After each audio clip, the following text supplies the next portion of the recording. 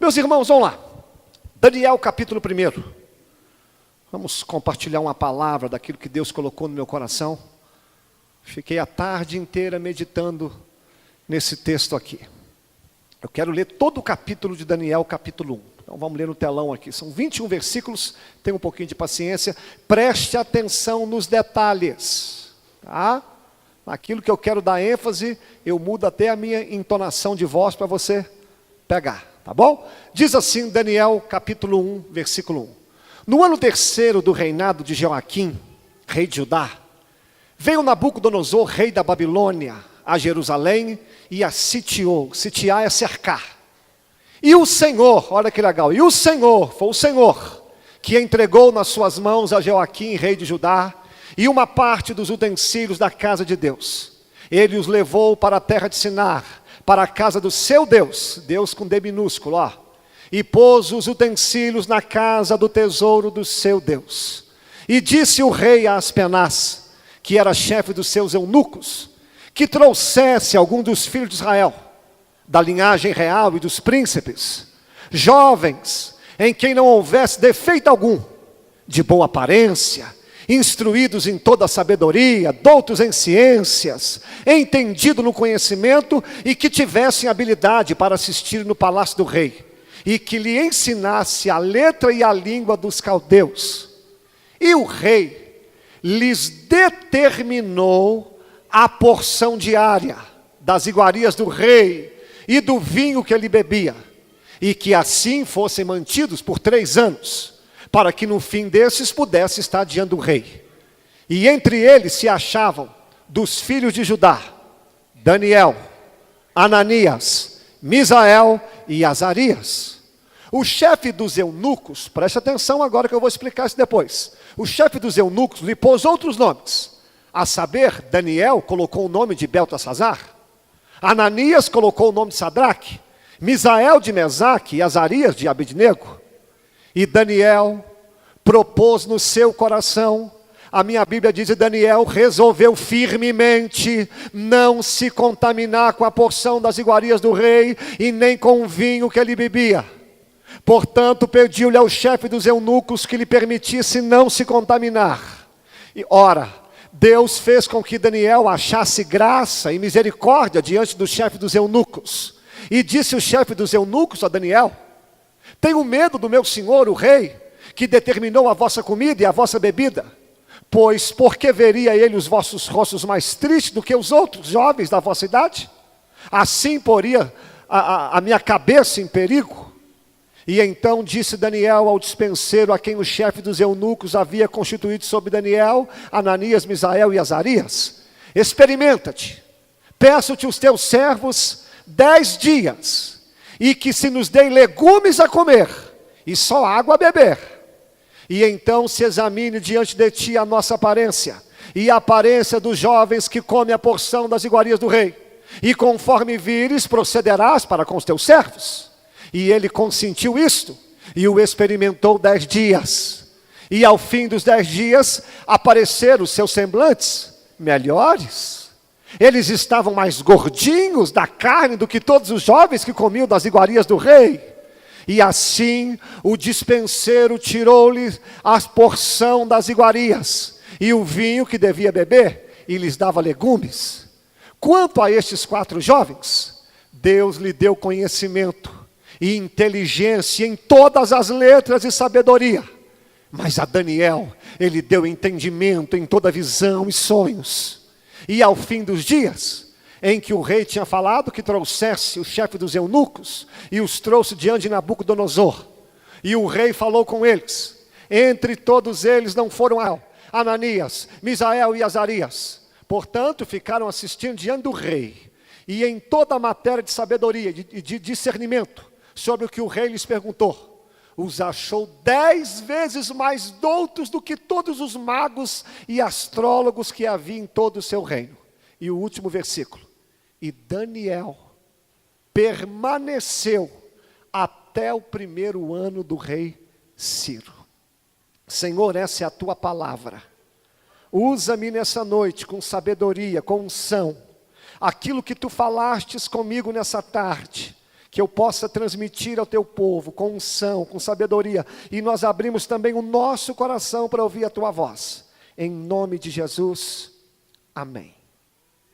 Esse capítulo aqui, ele relata um dos momentos mais tristes da história do povo de Deus. Relata o momento aonde que o Senhor, Deus permite que uma nação chamada Babilônia, a qual o rei era Nabucodonosor, que eles invadissem Jerusalém para destruir. E os historiadores dizem que foi um sofrimento terrível. Essa nação aqui, a Babilônia, eles não tinham dó. Eles mataram quase todos. Eles falam que corria sangue, rios de sangue na cidade de Jerusalém.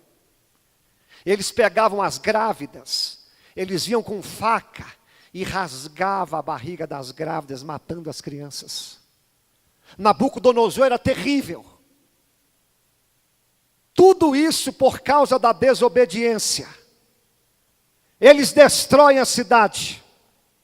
Eles acabam com o templo. Matam as pessoas com crueldade. E o povo de Israel não conseguia entender como que Deus usava um povo ímpio para tratar com eles. E isso também, gente, acontece conosco. Tem hora que nós enfrentamos algumas situações a qual a gente não entende. Nós perdemos dinheiro, nós perdemos coisas, somos aprisionados. Às vezes Deus permite o ímpio, aquele que nunca pisou dentro de uma igreja, tratar conosco. E a gente não entende. Senhor, por quê? Eu estou na tua casa. Senhor, eu sou fiel. Senhor, eu estou na tua igreja. Mas tudo isso fazia parte, gente, da disciplina de Deus. Aquele povo estava sofrendo por um motivo: a desobediência. Então eu aprendi algo. Sempre quando nós estivermos cercados com um problema, ao invés de perguntar, Senhor, por quê? Você pergunta, para quê? O que o Senhor quer me ensinar com isso? Senhor, por que tu está permitindo eu sair desse emprego? Aonde eu estou errando? O que está acontecendo, Senhor? O que o Senhor quer que eu aprenda? Porque é muito mais fácil culpar o diabo. É muito mais fácil culpar o país, é muito mais fácil culpar o governo, é muito mais fácil culpar o irmão, quando na verdade nós é que vamos aborrecendo a Deus. E chega uma hora que Deus diz, basta. A Bíblia diz em João 3:27, que o homem não pode receber coisa alguma, se do céu não lhe foi dado. Se você é homem, e se você é mulher de Deus, o som está baixo. Aumenta lá atrás para mim, por favor. Se você é servo de Deus, tudo que acontece na sua vida, vem de Deus. Até as lutas. Ah, mas é o diabo. Gente, aprenda uma coisa. O diabo, ele só vai até onde Deus deixa.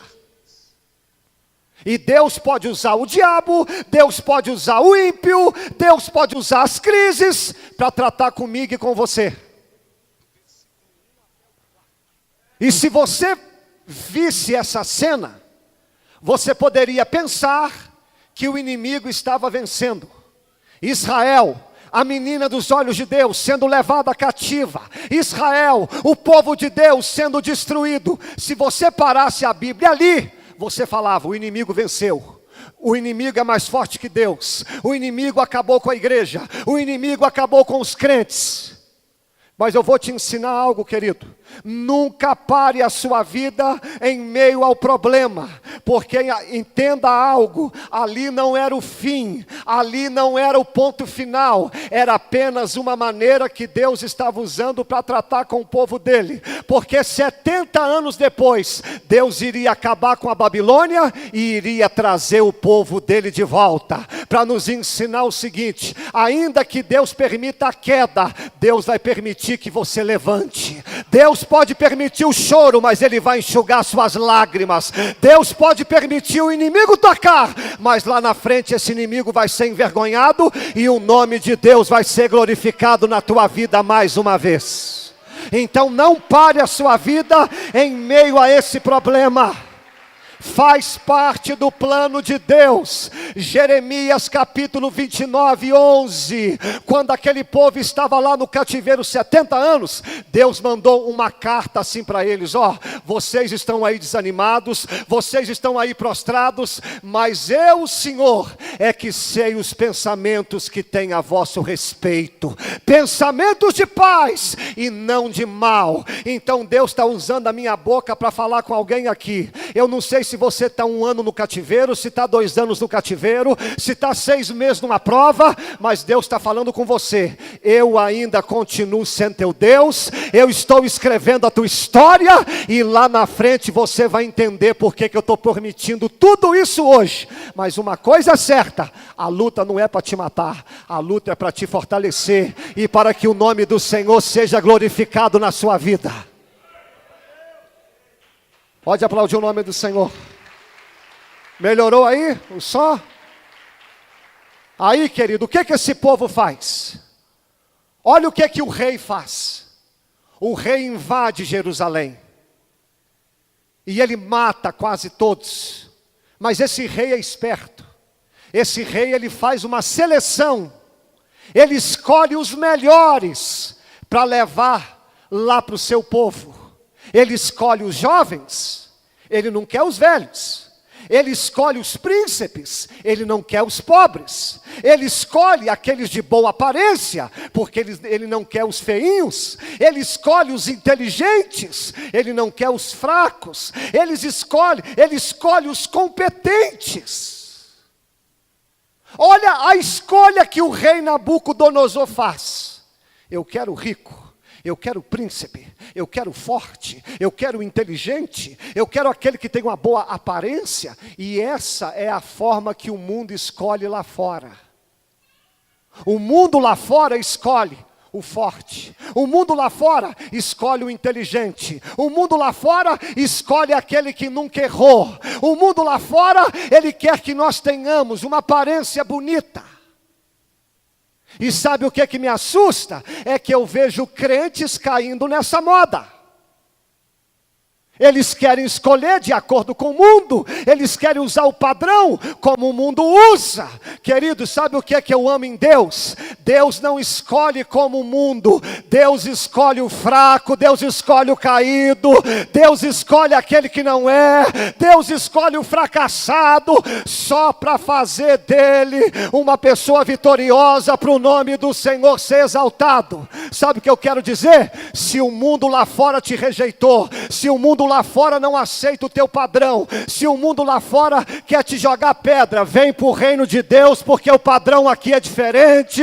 Deus não está preocupado com o que você é por fora, Deus está preocupado com aquilo que você tem por dentro. Você não pode ter nada fora, mas se tiver o Espírito Santo na tua vida, é você mesmo que Deus quer usar. Então não caia nesse padrão lá fora. Não caia. Não caia. Você já viu as modelos hoje? Antigamente, mulher bonita era mulher mais cheinha. Hoje a moda é mulher seca. Já viu? As mulheres igual um carapau. Oh. Meu irmão, seja sincero, aquelas modelos são bonitas? Aquilo é osso puro, gente. E o pessoal acha que é bonito, fica aplaudindo o mundo, fica aplaudindo os padrões lá. Meu filho, Deus não escolhe de acordo com o padrão do mundo. Sabe por que eu estou aqui hoje? Sabe por que esses homens estão aqui? Sabe por que você está aqui hoje? Porque o mundo lá fora, um dia quis nos usar, o mundo lá fora quis colocar um padrão em nós, mas Deus na sua graça, na sua bondade, como diz no Salmo 113, o Senhor nos arrancou lá do lixo e nos trouxe para cá. Hoje nós estamos morando aqui, mas em breve nós iremos lá para o céu, porque lá é o nosso lugar. Então, por favor, quando o mundo lá fora te rotular, sabe esse parente que não é crente? Sabe essa pessoa que trabalha contigo lá no trabalho? Quando eles começarem a colocar um monte de adjetivo em você, entra no ouvido e sai pelo outro. Porque eu não importa o que o mundo pensa, eu quero saber o que Deus pensa ao meu respeito. E isso é que importa. Mas agora é que eu quero entrar na minha mensagem. Sabe por que o rei escolheu aqueles jovens? O rei queria que esses jovens servissem a ele. Mas há algo por trás. Há algo por trás disso. Eu quero que você preste toda a atenção aqui. Essa é a intenção do diabo hoje, gente. Ele quer destruir os remanescentes fiéis. O diabo, ele quer acabar comigo. Ele quer acabar com você. Ele quer acabar com o povo de Deus. Mas ele não quer acabar simplesmente me matando. Porque se o diabo, se Deus deixar claro, se ele me matar, a igreja não morre e nem o evangelho para. Porque se eu morrer, Deus coloca outro. Se você morrer, Deus coloca outro. A intenção do diabo não é matar o crente, escute isso aqui. Mas ele quer nos transformar. Ele pegou aqueles jovens e queria tocar dentro deles para mudar as origens. E eu queria que você prestasse toda atenção para você não cair nessa jogada do diabo. E eu quero falar rapidinho aqui algumas coisas que o diabo usa comigo e com você para fazer com que nós deixamos de servir a Deus. A primeira coisa que o diabo fez na vida desses jovens foi fazer com que eles perdessem tudo. Eles perderam os pais. Eles perderam a casa, eles perderam dinheiro, eles saíram da sua terra e foram morar em outra terra. Eles não tinham mais parentes, eles não tinham mais nada. Sabe o que o diabo quer fazer conosco hoje? Ele quer arrancar as coisas que nós temos. Porque o diabo sabe, ele sabe aonde pegar o crente. Você lembra quando ele foi tentar Jó? O diabo chegou perante Deus. Olha o jogo do diabo, gente. Ele chegou perante Deus e Deus falou assim: você está vendo o meu servo Jó? Homem íntegro, justo. Aí o diabo: servir a Deus como ele te serve é moleza. Você tem dado a ele tudo. Agora, Deus, tira aquilo que Jó tem. Vamos ver se ele serve a você de verdade. Foi onde Deus deixou o diabo tocar em Jó. E sabe o que o inimigo quer fazer conosco? Ele sabe. Como Zé Prates pregou aqui. Nós estamos aqui na igreja cantando, adorando, firmes. Adorando o Senhor, firme. Até o diabo mexer aqui. Se mexer aqui, se mexer no carro, se mexer no emprego, se mexer em alguma área, a gente logo pensa que Deus é ruim. Quantos crentes que eu conheço, irmãos, que abandonaram a igreja, que perderam a fé, simplesmente porque a vida deles deu uma queda. Quem falou que o evangelho você vai viver só na vitória o tempo inteiro? Quem falou? Quem falou que de vez em quando a gente não vai passar crise financeira?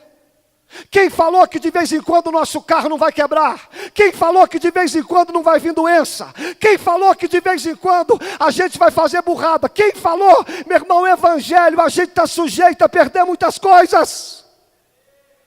Quem sabe eu estou falando com alguém aqui que entrou por essas portas, você não está entendendo nada, mas de um tempo para cá, como esses jovens, você está perdendo muita coisa. Eu gosto desses jovens.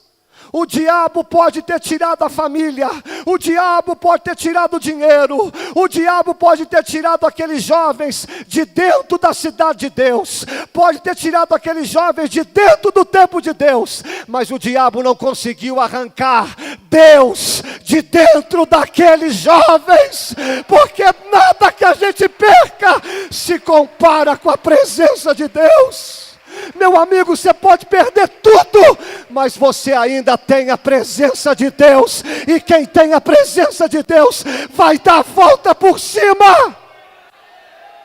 Aquilo que você tem de mais precioso, diabo não arranca, enfermidade não arranca, calúnia não arranca, porque o seu maior tesouro não está aqui, o seu tesouro está guardado, que é a presença de Deus. O nosso maior tesouro está no céu. Então todas as vezes que você perder alguma coisa, que o diabo tentar tocar em algo que é teu, você vai falar: Satanás, essa jogada eu conheço. Ainda que você toque alguma área que é minha, se você tocou, é porque Deus deixou, e se Deus deixou, é porque Ele tem algo maior para realizar na minha história.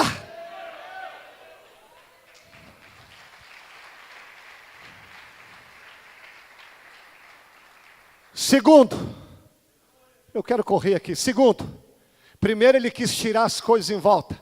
Segundo, levou aqueles jovens para o palácio dele, para ensinar a cultura deles. Eles eram judeus, olha para mim, eles eram judeus, pertenciam ao povo de Deus, e agora eles foram lá para a Babilônia, e sabe o que o rei queria fazer? Esquece a cultura dos judeus, e aprende a minha cultura.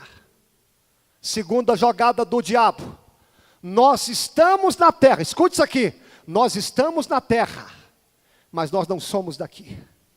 A Bíblia diz em 1 Pedro que nós somos peregrinos e forasteiros. Isso quer dizer, nós estamos aqui de passagem. A nossa cultura não é terrena, a nossa cultura é do céu. Por exemplo, a cultura do mundo: bateu, bateu, bateu, bateu. E a cultura de Deus: se alguém te bater, vira outra face. Deus não está dizendo que se você tomar um murro, você fala: bate aqui agora, palhaço. Não, não é isso. Ele está dizendo: se o irmão está te ofendendo, você não vai revidar. Se estão te caluniando, você não vai revidar com calúnia. O reino de Deus é assim, a cultura de Deus: buscar em primeiro o reino de Deus e a sua justiça, e todas as coisas vos serão. Essa é a cultura do céu. E a cultura da terra?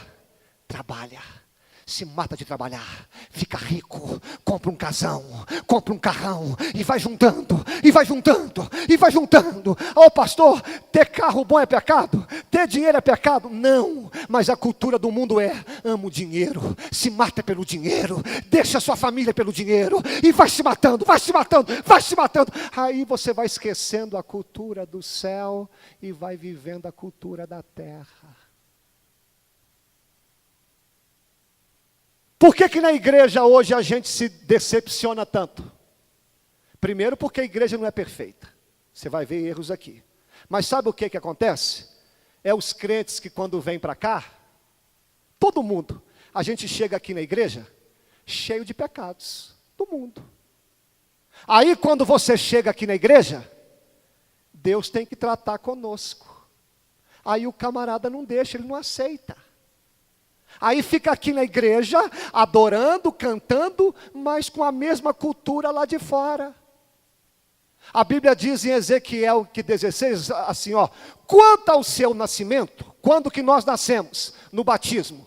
Primeiro, você não teve o seu cordão umbilical cortado. Quando a criança nasce, o que o médico faz? Corta. O cordão é de onde a mãe se alimenta, de onde o filho se alimenta com a mãe. Tem gente que está aqui na igreja, mas o cordão dele não foi cortado. Ele está aqui, mas sabe o que alimenta ele? Big Brother, novela da Globo, fofoca. Ele está aqui, mas o alimento dele não vem do céu, não vem da palavra. Uma prova disso que os crentes hoje não leem a palavra. Aí não sabe por que está fraco. Sabe por que está fraco? O único alimento espiritual que o crente tem é a palavra de Deus e a oração. E ele fala mais: vocês não tiveram o cordão umbilical cortado e nem fostes esfregado com sal.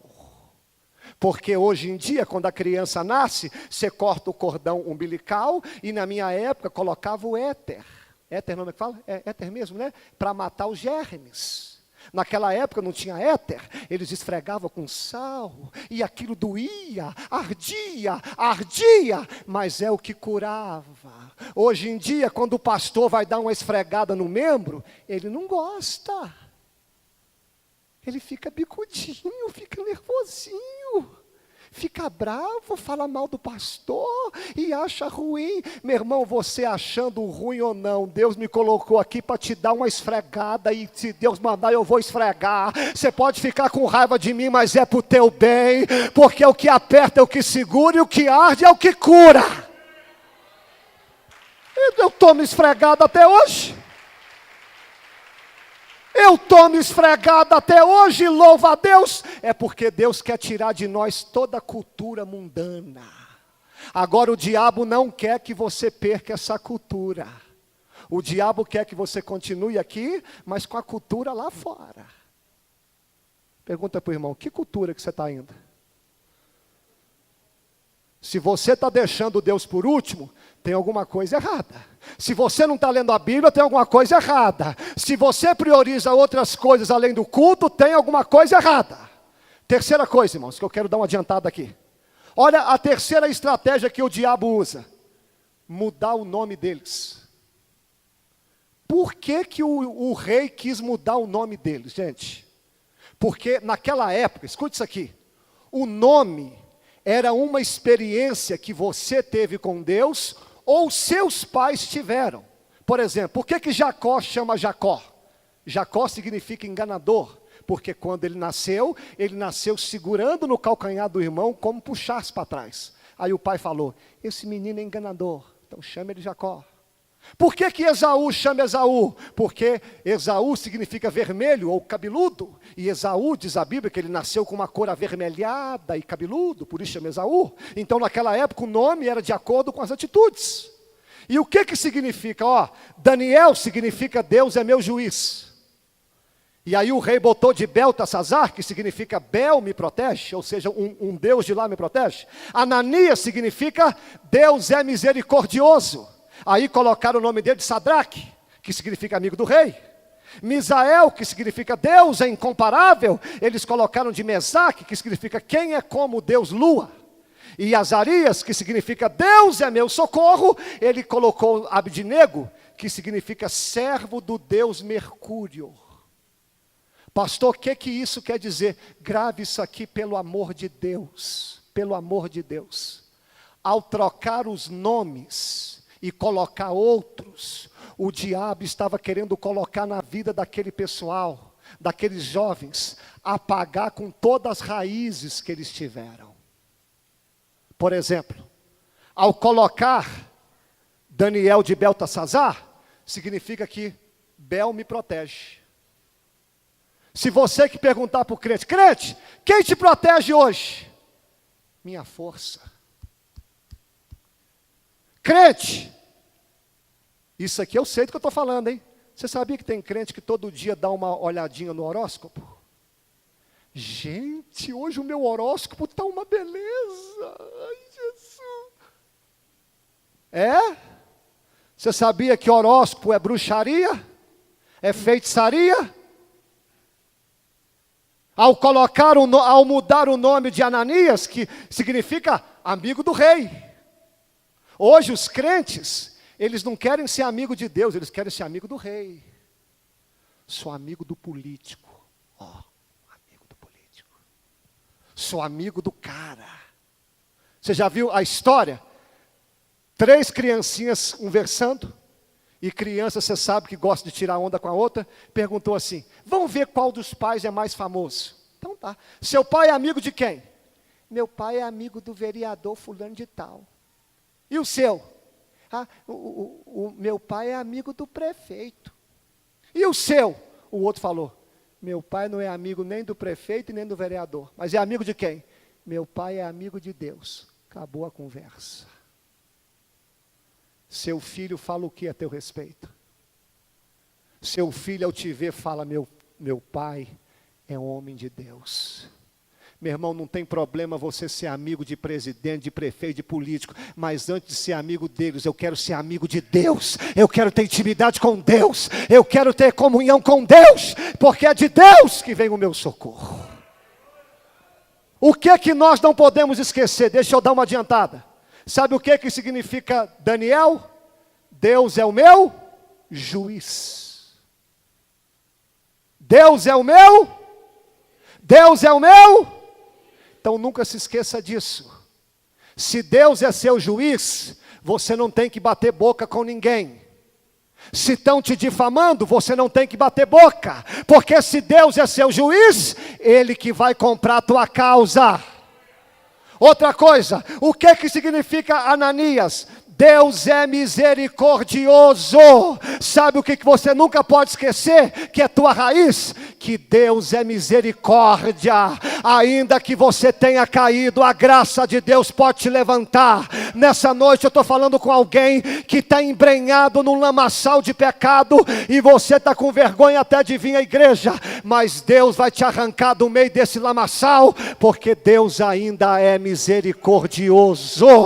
Misael significa Deus é incomparável. Você nunca pode esquecer que nada se compara com teu Deus. Nada se compara com a glória de Deus. E por último, Azarias significa Deus é o meu socorro. O que significa Azarias? Deus é o meu socorro. Isso quer dizer que nos momentos mais difíceis da sua vida, se você olhar para o céu, você vai ver a mão de Deus estendida para te socorrer. E nessa noite aqui, a graça de Deus está alcançando muitas pessoas. Deus está sendo socorro na vida de muitas pessoas. E eu vou concluir e quero chamar o Osto até para tocar o violão. A última estratégia do rei. Primeiro ele quis tirar as coisas em volta. Depois quis tirar a cultura. Depois quis mudar o nome para fazer você esquecer de quem é seu Deus. E o quarto, sabe o que o rei fez? O rei colocou um banquete. Pensa numa comida boa. Só coisa boa. E sabe o que Daniel e os jovens fizeram? A comida é gostosa, a comida é boa, mas eu não como. Daniel, mas por que você não vai comer? A comida é boa, não se discute. Mas essa comida foi consagrada a ídolos. E diz a Bíblia que ele resolve firmemente. E eu quero que você saia daqui pensando uma coisa. O que o diabo tem colocado na sua frente? Para você comer todos os dias. O que o diabo precisa de fazer? Crente, o que o diabo precisa fazer para você se contaminar? O quê? Uma novela? Uma música mundana? Uma fofoquinha no seu trabalho? O que o diabo precisa fazer? Me diga. O que ele tem que fazer? Sabe o que nós temos que fazer aqui hoje?